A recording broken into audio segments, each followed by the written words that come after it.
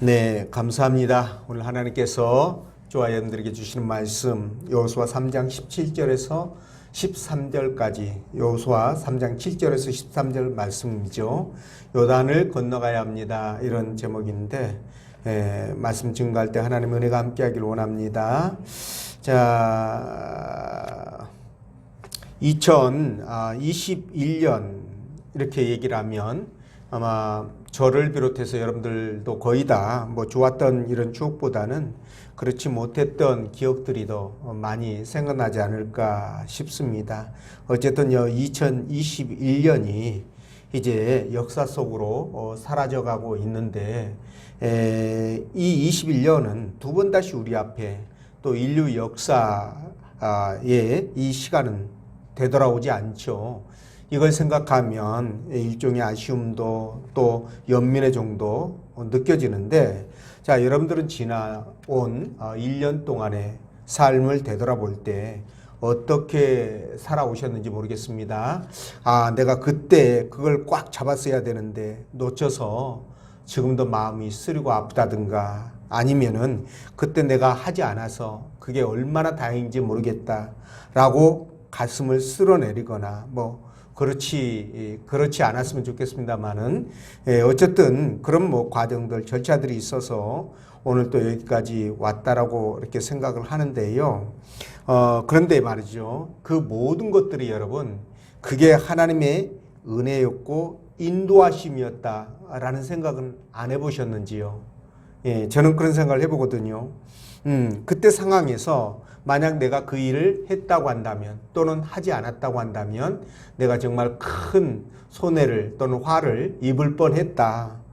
이렇게 생각하면 아무 문제가 되지 않습니다. 후회될 것도 없고 아쉬울 것도 없고, 네, 그렇다는 것이죠. 자, 로또 당첨자들의 대다수가 차라리 당첨이 되지 않았으면 더 좋았을 것이라고 후회한다는 그런 말도 있지 않습니까? 그렇죠? 그러니까 로또 안 된 것이 얼마나 다행인지 돌이켜보면 그런 생각이 드는 거예요. 그래도 로또 한번 당첨돼 보고 싶다고요? 그렇구나. 네. 어쨌든 간에 여러분들이 당첨이 되든 안 되든, 네, 지금 상태가 가장 좋은 상태고요. 그리고 여러분들이 진짜 서 있는 곳, 앉아 있는 곳, 이곳이 정말 가장 복된 곳이다. 그렇게 생각하시면 됩니다. 그렇게 믿으시면 정말 후회가 없죠. 지난 한 해에 여러분들이 아쉬움이 있다고 한다면 그것들 이렇게 다 털어버리시고 이제 다시 또 시작하시면 됩니다.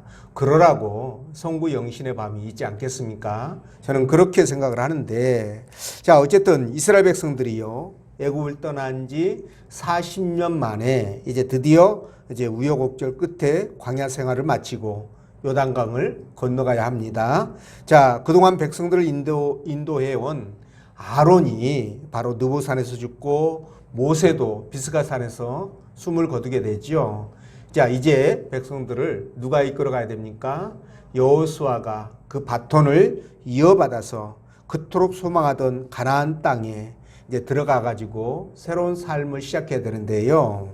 자, 백성들은 그런 삶에 앞서서 설레기도 했을 것이고 또 두려운 마음도 있었을 것이고 여러 가지 생각들이 복잡했을 것 같다는 생각이 듭니다.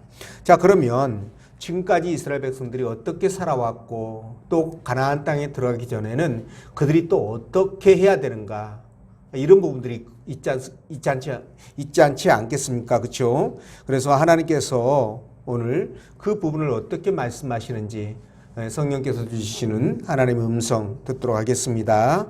자, 첫째가 백성들은 가나안에 앞서 살아온 발자취를 되돌아봐야 한다는 것인데요. 여러분, 저들이 살아온 광야 40년은 그야말로 불신앙, 불순종, 그리고 원망과 배신의 세월이었다, 이렇게 정의할 수 있습니다.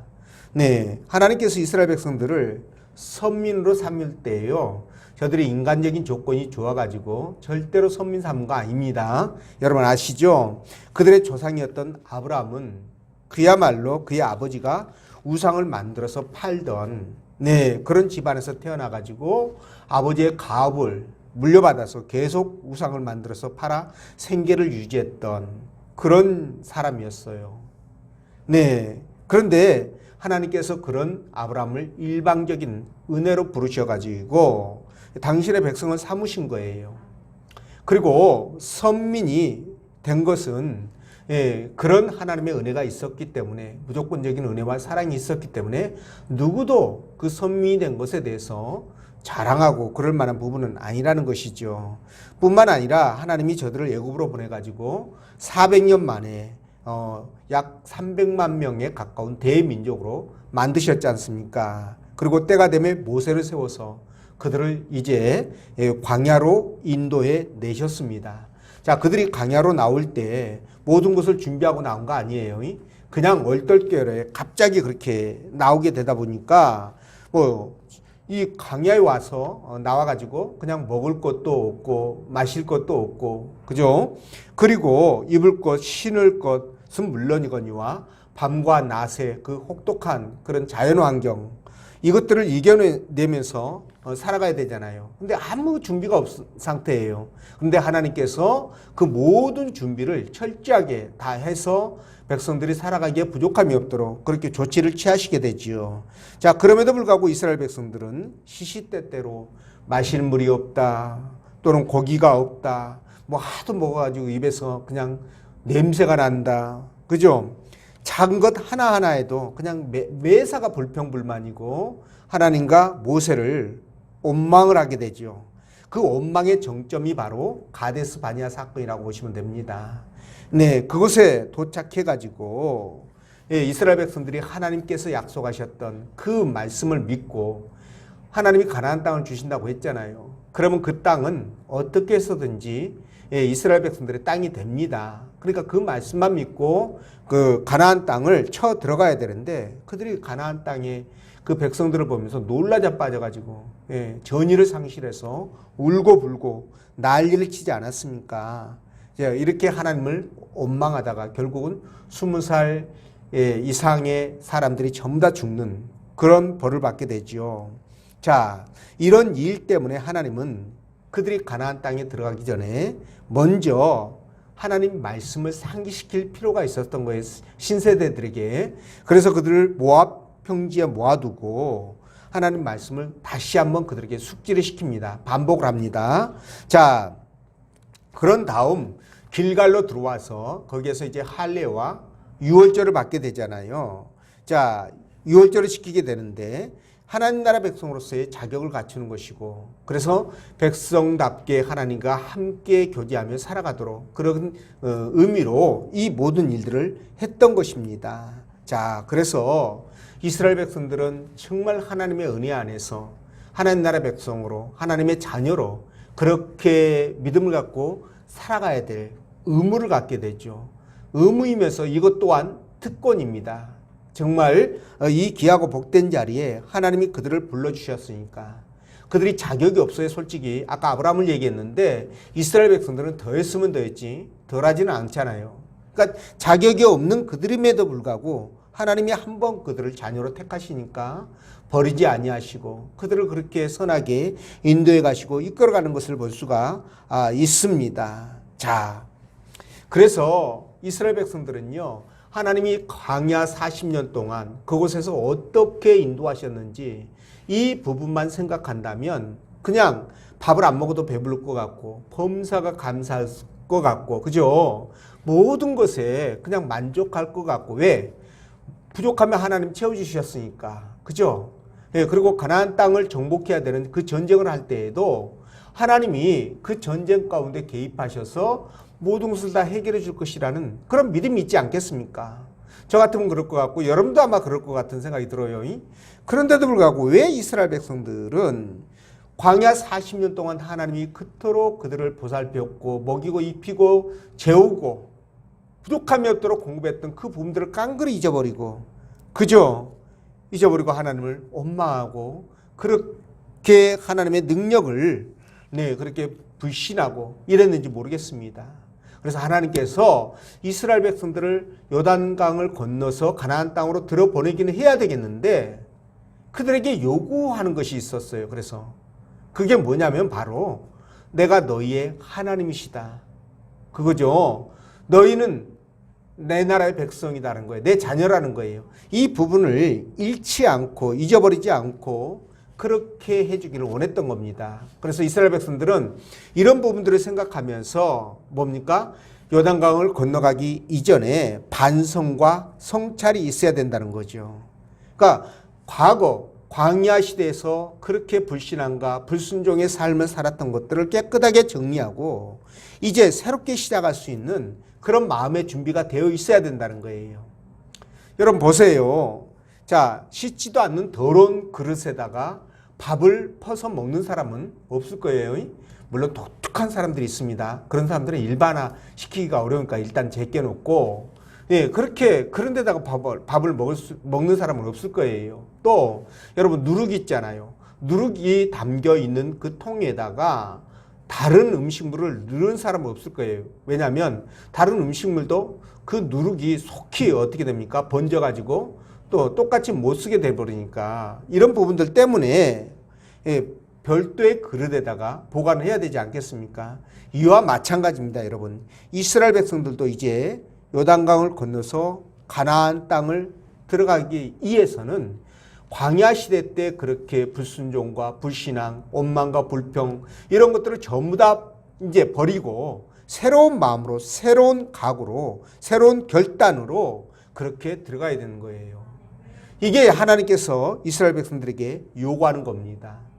자, 주님이 뭐라고 얘기했습니까? 새술은 새 부대에 그렇게 말씀하셨죠. 새술을 험 부대에다가 담을 수는 없는 거예요.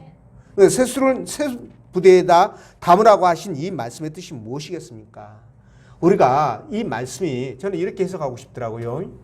우리가 새해를 시작하잖아요. 2022년. 이제 12시가 지났네요. 이제 새해 2022년이 시작되었습니다. 자, 이렇게 시작이 되면 똑같이 내가 작년처럼 21년도에 그런 모습으로 그런 마음으로 하나님을 예배하고 신앙생활을 할 수는 없다는 거예요. 21년도에 내가 잘못된 생각이나 옳지 못했던 그런 생각들을 전부 다 행동들을 버리고 이제는 22년 새로운 시대에 걸맞게 새로운 마음으로 우리가 시작을 해야 된다는 겁니다. 이스라엘 백성들이 가나안 땅에 들어가기 전에 옛것을 버려야 됐던 것처럼 우리도 22년을 시작하면서 이제 새로운 마음으로 시작을 해야 우리가 희망을 가질 수 있다는 거예요. 이해가 되시죠? 자, 그렇다면 우리는 어떻게 해야 될 것인가? 그래서 예수 그리스도를 믿고 하나님 나라 백성으로서 그에 걸맞게 거룩하고 성결된 삶을 살아야 되겠지요. 그리고 하나님과 교제와 교통이 긴밀하게 이루어져야 된다는 거예요. 네, 이런 부분들을 갖춰가는 것이 바로 뭐다? 우리가 새해를 시작하면서 그 각오를 다져야 되는 그런 부분들이라는 것이죠. 자, 그래서 여러분 우리가 이렇게 하려면은 지나온 과거에 잘못된 것들 또는 좋았던 것들 있을 거 아니겠어요? 이거 다 그냥 털어버리고 이제 새로운 바탕에서 새롭게 시작을 하면 됩니다. 자, 하나님께서 이스라엘 백성들에게 광야에서 얼마나 큰 사랑과 은혜를 베풀어 주셨습니까? 자, 그걸 알고 감사할 때 하나님이 감동하시겠죠? 역시 마찬가지입니다. 저와 여러분들도 2022년을 시작하면서 우리가 지나온 그 2021년 동안 한 해 동안 하나님 베풀어 주셨던 은혜와 그래도 그 사랑을 생각하면서 우리가 22년을 시작한다면 하나님께서 얼마나 기뻐하시겠습니까? 그래서 그런 부분들을 우리가 가슴에 간직하고 이 한 해를 시작하면 하나님께서 분명히 대박나게 해주실 것이다. 저는 그런 생각을 하고요. 그래서 여러분들이 새로운 마음으로 새롭게 기쁨으로 즐거움으로 이 한 해를 시작하시기를 부탁을 드립니다. 그리고 두 번째, 가나안 땅에 들어가기 전에 불신앙의 요소를 청산해야 된다고 그랬는데요. 네, 우리가 지난 한 해 동안에 돌이켜보면서 잘했던 것들은 계속 발전시켜야 되겠죠. 그리고 잘못된 점들은 어떻게 해야 될까요? 아까 말씀드린 것처럼 깨끗하게 청산해야 됩니다. 예, 거기에서부터 우리의 출발이 시작돼야 된다는 것이죠.